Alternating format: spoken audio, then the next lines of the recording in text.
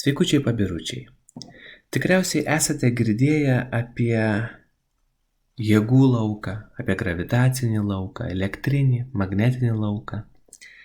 Taip jau yra mūsų visatoje, kad kūnai gali tarpusavyje sąveikauti per tam tikrą lauką. Tik per lauką. Tarkime, du kūnai, kurie turi masę, sąveikoja per gravitacinį lauką. Kūnai, kurie turi krūvį, sąveikoja per elektrinį lauką. Taigi mes kalbame šiandien apie elektrinį lauką. Krūviai aplink save kuria elektrinį lauką. Jeigu krūvis yra teigiamas, štai šitas pavyzdėlis, jisai kuria aplink save lauką, kurio linijos nukreiptos į išorę. O neigiamas krūvis kuria lauką, kurio linijos nukreiptos į vidų. Kaip atsiminti? Aš atsimenu taip. Jeigu žmogus yra pozityvus, geras, tai jis spinduliuoja, jisai gelbėja, jisai padeda, jisai dalinasi patarimais, jisai neprašo už tai užmokesčio, jisai yra tiesiog pozityvus idėjų skleidėjas. Na, jeigu yra neigiamas žmogus, jam viską duok nemokamai, jis dirbti nenori, jam pašalpų reikia, jisai viską į save. Tai būtent aš taip atsimenu. Jūs galbūt sukursite savo strategiją. Dabar sukomplektuosiu teigiamo krūvio lauką su neigiamo krūvio lauku, jeigu tie krūviai yra šalia. Tai iš teigiamo krūvio išeina laukas ir atsiduria neigiamame krūvyje. Štai taip. Tačiau į visas pusės, tai iš pliuso išeina irgi laukas, bet jį toj pat jisai turi baigtis tame neigiamame krūvyje. Tai kai yra krūviai šalia vienas kito, tai laukas atrodo šitaip. Na ir ten eina paskui dar toliau ir beveik į begalybę nueina. Ir iš begalybės į tą neigiamą krūvį vėl sueina tos linijos. Štai taip atrodo pliuso ir minuso sąveika. Mes tų elektrinio lauko linijų be abejo nematome, tai yra tik modelis. Kaip apskaičiuoti elektrinio lauko stiprį? Štai pagal tokią formulę elektrinio lauko stipris lygus konstantai K daugintai iš krūvio dalinta iš atstumo nuo krūvio kvadrato. K yra elektrinė konstanta, 9×10⁹, tai yra visą laiką bus toks pats skaičius. Q yra krūvis, kuris kūrė tą lauką, R yra atstumas nuo krūvio, E yra elektrinio lauko stipris. Tai išnagrinėkime dabar tą formulę. Kuo krūvis didesnis, tuo ir elektrinio lauko stipris didesnis, nes tai yra tiesioginis proporcingumas. Logiška. Jeigu krūvį padidinsiu 2 kartais, tai elektrinio lauko stipris padidės 2 kartais. Tačiau jeigu aš padidinsiu atstumą nuo krūvio, tai elektrinio lauko stipris sumažės.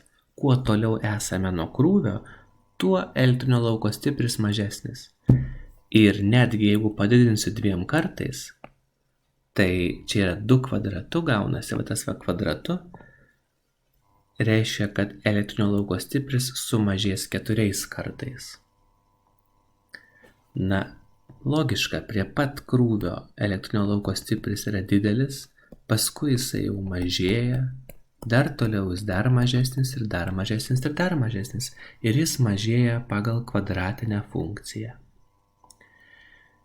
Tai teorijos šitoje temoje tiek. Dabar aš noriu pabandyti išspręsti vandenilio atomo uždavinį. Vandenilio atomas tai yra protonas ir aplink jį skriejantis elektronas. Be abejo, jis tenais neskrieja, bet pagal vieną iš modelių galima sakyti, kad jisai skrieja. Lygiai taip pat kaip mėnulį traukia Žemė ir mėnulis dėl to neišlekia kažkur tai toli, taip, bet ir nenukrenta ant Žemės, nes sukasi didžiuliu greičiu, taip ir elektronas, sakykime, neišlekia iš orbitos, nes veikia elektrinė jėga. Tai yra protonas kuria tam tikrą elektrinį lauką. Paskaičiuokime tą lauką. Aš pasigūglinau, kad vandenilio atomo spindulys R yra 79 pikometrai.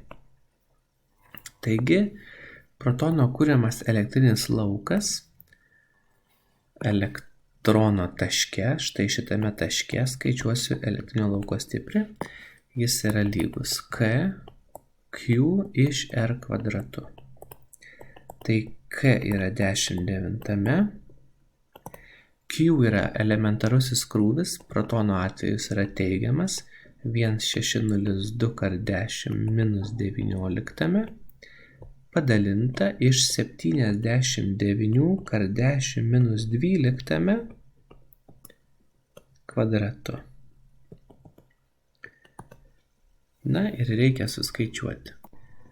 9 eksponente 9 dauginta iš 1602 eksponente 19 su minusu, dalinta iš 79 eksponente minus 12 ir dar kartą dalinta 79 eksponente 12 su minusu.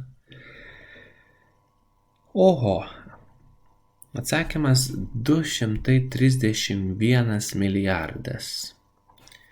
Taigi tai yra 2,31 kart 1011 Newtono kulonai. Milžiniškas elektrinis laukas. Būtent dėl tokio milžiniško elektrinio lauko elektronas štai šitaip stipriai susijęs su protonu. Ir tai yra atomas vandenilio. Tikiuosi buvo įdomu. Ačiū ir iki.